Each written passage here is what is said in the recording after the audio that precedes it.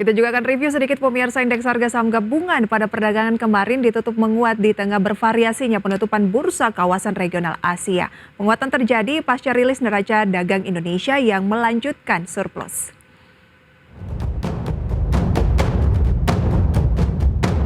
Pasca bergerak dengan volatilitas yang tinggi, indeks harga saham gabungan ditutup dengan penguatan pada Selasa 15 Agustus kemarin. Penguatan tersebut terjadi di tengah pelemahan yang terjadi pada mayoritas bursa kawasan regional Asia. Pada pukul 16 waktu Indonesia Barat, IHSG ditutup dengan kenaikan 0,07% ke posisi 6.915,1. Dengan demikian, IHSG masih mampu mempertahankan level psikologis 6.900.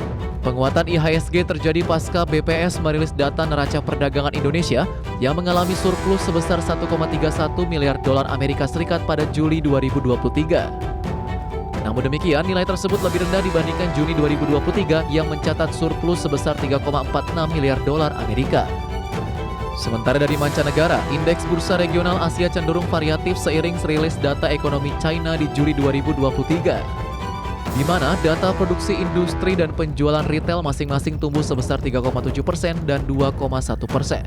Berbagai sumber IDX Channel.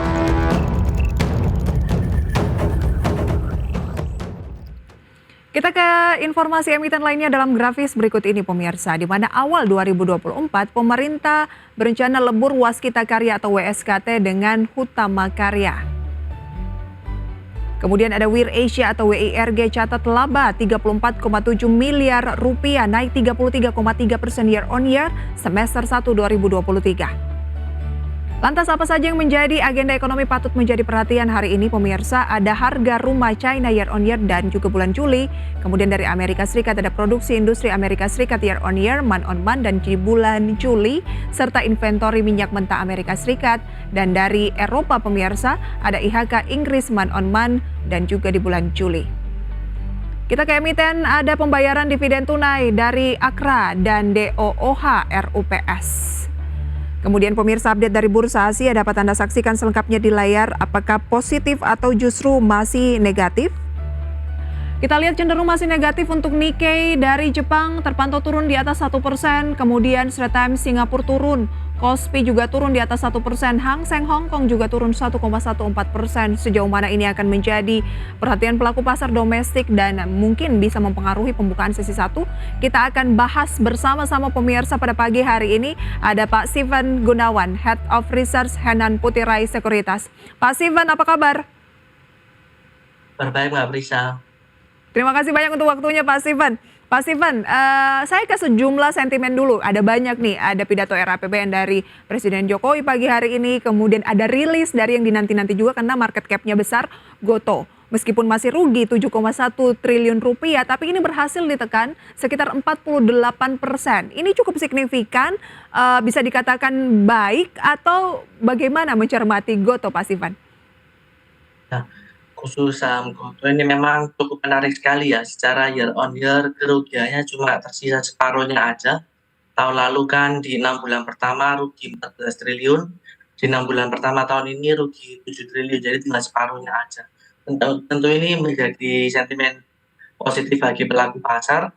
Karena kan dari saldo defisit yang di neraca bagian ekuitas di balance sheet itu menjadi berkurang. Itu kan menjadi haknya dari pemegang saham seperti itu. Selain itu kan Gotoh juga mulai menerapkan sudah lama sih tarif untuk bertransaksi kan Rp2.000 setiap kali transaksi ya. Itu diharapkan bisa menaikkan kinerja keuangan di kuartal-kuartal depan, di mana itu sudah diterapkan sejak kuartal 2 ini kalau nggak salah sih. Jadi sudah terbukti di sepanjang 6 bulan tahun ini. Oke, nah Gotoh juga kan ini unit bisnis Gotoh Financial, unit bisnis financial teknologi Gotoh ini resmi meluncurkan aplikasi GoPay. Tadinya kan GoPay di dalam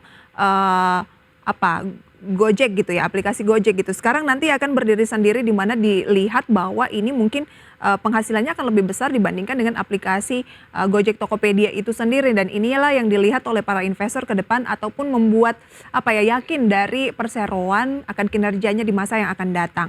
Kalau saat ini saja semester pertama 2023 berhasil tekan rugi hampir 50%, menjadi sekitar 7,1 triliun rupiah, berarti ada kemungkinan nanti akhir tahun ruginya udah nggak ada dong Pak Steven? Rencana Gojek untuk memisahkan GoPay untuk menjadi standalone bisnis memang bisa menjadi katalis positif sih. Tapi mengenai prediksi sampai akhir tahun tidak ada rugi sih, kalau saya pikir sih masih susah sih Mbak Masih Prita, susah? seperti itu. Jadi masih akan membukukan kerugian, namun sudah mulai menurun seperti itu. Karena bisnisnya seasonality juga ya, maksudnya musiman juga. Mhm. Karena ini persis kayak tahun lalu, di mana di kuartal 2 tahun lalu itu mulai menurun, tapi di kuartal 3-nya naik lagi ruginya. Hanya di kuartal 4-nya kita membukukan kerugian. Kelihatannya musiman juga karena apalagi tahun ini ekonomi sudah dibuka besar-besaran, sudah nggak ada PPKM, nggak ada pembatasan aktivitas, maka mungkin kecenderungan beli secara online mulai berkurang sih minat masyarakat. Oh, oke. Justru ya musiman masih ada kemungkinan permintaan akan melemah sehingga seperti tahun 2022 semester 2-nya malah ruginya malah justru nambah gitu ya. Berarti belum bisa menjadi katalis ataupun apa ya, jaminan bahwa perbaikan kinerjanya saat ini di mana ruginya bisa ditekan 48% itu juga akan berlanjut di semester kedua begitu ya, Pak ya? Iya benar sekali. Oke, kalau kemarin menyambut ataupun menanti karena sore baru dirilis ya kinerja dari Gotoh ini dan memang sudah diproyeksi akan membaik, ini Gotoh melesat nih 6,5% dari 91 di pembukaan hari Selasa langsung sorenya 97. Apa rekomendasi dari Pak Steven? Mungkin lebih ke time frame-nya lebih cocok Gotoh nih berapa lama?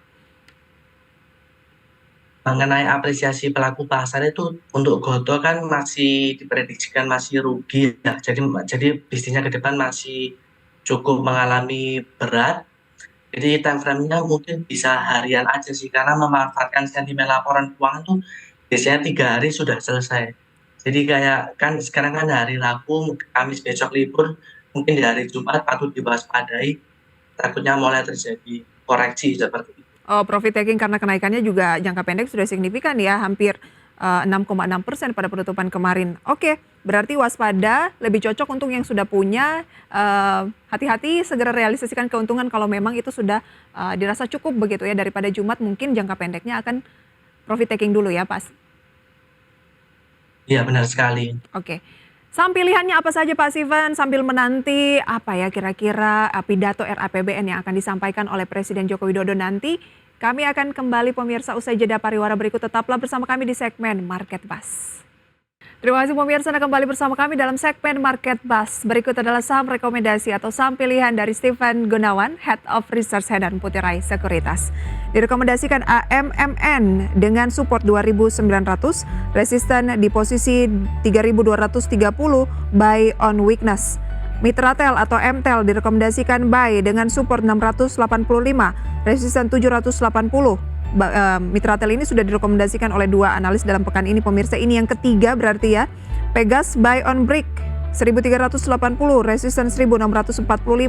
Adaro buy on break 2310, resisten di 2710. Kalau saya bilang Pak Steven ini lebih ke jangka pendek, benar? Ya lebih ke jangka pendek saja.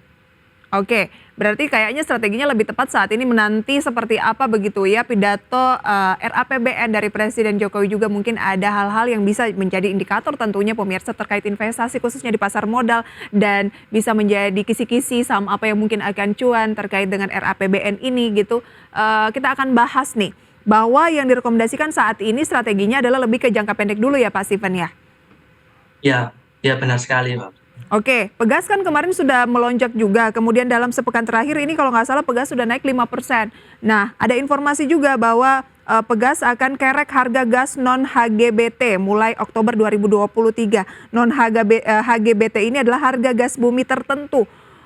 Kok justru disambut positif oleh pelaku pasar? Apakah artinya kinerja akan terdongkrak juga kalau memang harga dinaikkan atau seperti apa Pak Steven untuk Pegas? Iya benar sekali. Rencana kenaikan harga gas untuk segmen tertentu per 1 Oktober ini mendongkrak menaikkan pendapatan dari Pegas itu sendiri ya di kuartal 3 dan kuartal 4 nanti. Karena kan harga jualnya lebih tinggi dengan volume yang tetap. Atau bahkan volume di kuartal-kuartal ke depan mungkin bisa lebih tinggi seiring dengan perluasan industrialisasi atau pabrik-pabrik kan sudah ternormalisasi ya. Apalagi misalkan di pidato Pak Jokowi nanti ada surprise-surprise mengenai pendorongan atau percepatan investasi asing ke dalam negeri atau relaksasi-relaksasi untuk investasi domestik tentu membutuhkan pasokan gas itu sendiri. Dan Oke, gas ini juga memang kenaikannya diiringi dengan volume yang cukup kuat sih.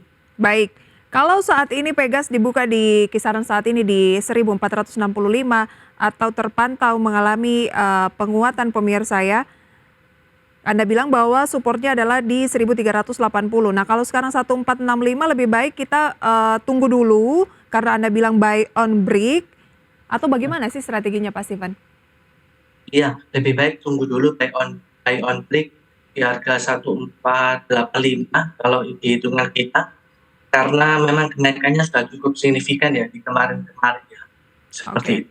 1485 level yang lebih baik untuk melakukan pembelian akan confirm melanjutkan penguatan kalau bisa break di posisi 1485, target terdekat ataupun resistennya 1645, supportnya 1380 Pak Steven ya. Iya, benar sekali. Oke. Dan kita lanjutkan untuk saham rekomendasi berikutnya adalah Adaro. Kalau Adaro apa yang menarik nih? Kita lihat juga Adaro belakangan kayaknya masuk dalam kategori top gainers ya Pak ya? Iya, Adaro memang dalam 1 minggu terakhir ini naik terus ya. Jadi walaupun memang secara umum saham emiten-emiten batu bara itu mengalami kenaikan, cuma Adaro ini yang menjadi leading. Memang diiringi dengan volume yang menguat dan memang Adaro ini kan kalorinya cukup tinggi ya, kalori batu baranya itu banyak dipakai untuk pembangkit listrik yang cukup bersih. Pembangkit listrik bersih itu ada di Jepang utamanya, dan Jepang ini mulai restocking untuk berjaga-jaga untuk persiapan musim dingin di bulan November Desember nanti. Karena musim dingin di Asia Timur itu diprediksi datang lebih cepat seperti itu. Jadi Adaro mendapat sentimen positif sebagai batu bara berkalori tinggi. Oke. Namun Seperti apa Pak Steven? masuknya menunggu konfirmasi buy on break terlebih dahulu, seperti itu. Oke, sekarang kan sudah dekat. Anda bilang buy on break di posisi berapa Pak Steven? Oke, ini lebih ke support ya. 2520 sementara saat ini di 2530. Buy on breaknya level berapa? Buy on break-nya di level 2580. 2000 berapa Pak? 2580. Oke, 2580 untuk level Ya, masuknya dengan target terdekat adalah di posisi resistennya itu adalah 2710. iya benar sekali. Oke, buy on break untuk Adaro. Baik, masih ada AMMN dan juga MTEL pemirsa, tapi kita ke update terlebih dahulu ya. Pembukaan perdagangan pada pagi hari ini, indeks harga saham gabungan terpantau melemah 0,13% di 6.906 pemirsa. Jakarta Islamic Index turun 0,23%, LQ45 turun 0,22%. Oke, ada apa dengan indeks harga saham gabungan jelang pidato RAPBN kok justru turun? Apakah investor tampak masih menanti dulu gitu ya kira-kira apa yang akan disampaikan nantinya? Pegas pemirsa memimpin dengan penguatan baru saja kita bahas tadi 0,34%, 1465, BBNI 0,27%, kisaran 9.125. Adaro juga masih menguat 0,4%, 2.520, ICBP 0,65%, 11.550. Kemudian losers ada BMRI turun 1,29%, kisaran 5.725, Telkom 0,52%, kisaran 3.800, Astra turun 0,74%, kisaran 6.675, Humi turun pemirsa 0,01%, 151, dan pemirsa jangan beranjak dari segmen Market Buzz karena kami masih akan kembali sesaat lagi. Oke, pemirsa masih di segmen Market Buzz bersama dengan Pak Steven Gunawan, Head of Research dan Putirai Sekuritas. Pak Steven, dua saham rekomendasi Anda masih masuk dalam kategori top gainers pada pembukaan pada pagi hari ini ya. Ada Pegas, kemudian ada Adaro, dua-duanya menguat tapi tadi sudah dibahas bahwa lebih baik buy on break dengan level yang sudah disampaikan. Masih ada dua rekomendasi lagi nih, ada AMMN dan MTEL. MTEL dulu, dari Senin kemarin, Selasa juga analis yang sama merekomendasikan Mitratel. Apa yang menarik dari Mitratel menurut Pak Steven? Iya, Mitratel ini cukup banyak, ada beberapa analis yang rekomendasiin ya dalam 1 minggu ini. Mitratel ini memang tidak begitu lama rilis kinerja, dan dia waktu press release tuh menyampaikan strategi kolokasinya dia itu paling kuat ya di antara emiten menara lainnya. Artinya menyewakan ulang dalam satu menara itu paling tinggi. Ya wajar saja karena kan menara-menaranya dia paling tersebar di seluruh Indonesia, sehingga menjadi katalis positif buat kinerja keuangannya. Kayak seperti angka EBITDA itu kan selalu naik secara tahunan maupun kuartalan, dia kenaikannya paling tinggi ketimbang emiten menara yang besar lainnya. Seperti itu. Kemudian Mitratel ini biasanya lagging ya, cukup lagging dibanding kenaikan saham menara lainnya. Seperti kemarin hari Selasa, TUWR dan TBIG, emiten menara yang cukup besar itu kan naiknya hampir 5%, sementara Mitratel cuma naik 1%. Demikian pula di hari Seninnya, dia selalu lagging. Jadi dia tinggal menunggu waktu aja sampai pelaku pasar melirik untuk potensi kenaikan dari Mitratel ini sendiri. Oke. Seperti itu. Saat ini 725, Anda rekomendasikan buy dengan support 685, resisten terdekat 780. Kalau 780 tercapai, target berikutnya di level berapa Pak Stephen? Di 820. 820. Ini medium to long juga cocok ya? Ya, kalau Mitratel untuk medium to long cocokin. Oke. Bagi Anda yang mencari medium to long Mitratel, sesuai dengan alasan yang disampaikan Pak Stephen, tapi keputusan investasi kembali ke Anda. Satu lagi AMMN, buy on weakness 2.900 sebagai support resisten di 3.230. Memang AMMN ini kenaikannya selalu menjadi top gainer ya dalam beberapa pekan belakangan ini, sehingga kenaikannya terbatas aja. Jadi kita rekomendasikan untuk istilahnya main cepat seperti itu aja. Jadi entry-nya di supportnya, entry di 2.900 ya, buy on weakness. Oke. Sehingga resistennya kan juga cukup dekat juga ya, di 3230 seperti itu. Baik, itu dia saham-saham rekomendasinya. Ada AMMN, buy on weakness, Mitratel, buy, Pegas, buy on break, dan Adaro juga buy on break. Membahas sedikit indeks harga saham gabungan jelang pidato RAPBN dari Presiden Joko Widodo hari ini, indeks harga saham gabungan ini turun nih Pak. 0,18%, tapi masih di 6.900, 6.907. Kemarin ditutup di 6.929, berarti lebih rendah dari posisi kemarin. Peluang IHSG menurut Pak Stephen seperti apa sih? Dan ada nggak yang ditunggu-tunggu nih dari pidato RAPBN, paling dinantikan Pak Stephen? Kalau pelaku pasar menantikan pidato RAPBN tentu saja ada, karena namun sayangnya kita lihat dalam histori seperti 3 tahun atau 5 tahun terakhir ini, mungkin kalau selama pidato presiden dalam APBN yang menentukan pertumbuhan ekonomi di tahun depan tidak ada surprise yang cukup signifikan, malah sentimennya datang dari luar negeri, dari eksternal, seperti kan pelemahan ekonomi China, kemudian penjualan retail Amerika yang cukup kuat sehingga dikhawatirkan memacu inflasi Amerika. Inflasi naik kan otomatis The Fed bisa menaikkan suku bunga lagi. Jadi sentimen dari pidato kenegaraan Presiden Jokowi ini memang sangat dinantikan, terutama pendalaman atau pendorongan dari industri hilirisasi untuk komoditas di dalam negeri, misalkan nikel atau tembaga seperti itu. Oke. Diharapkan bisa menciptakan lapangan kerja lebih banyak. Baik. Itu dia pemirsa analisis dan rekomendasinya pada pagi hari ini. IHSG masih melemah juga mungkin tertopang oleh sentimen negatif. Asia juga pagi ini melemah, kemudian Wall Street, Eropa juga melemah dengan sentimen-sentimen yang ada. Kita nantikan saja apakah pidato RAPBN mampu membalikan arah dari IHSG yang saat ini turun tipis 0,29%. Pak Stephen, terima kasih untuk sharing informasinya. Sukses selalu untuk Anda. Sampai berjumpa kembali. Terima kasih Mbak Risa. Ya, semoga pembahasan ini bisa menjadi referensi untuk Anda pemirsa. Keputusan investasi lagi-lagi kami kembalikan sepenuhnya kepada Anda.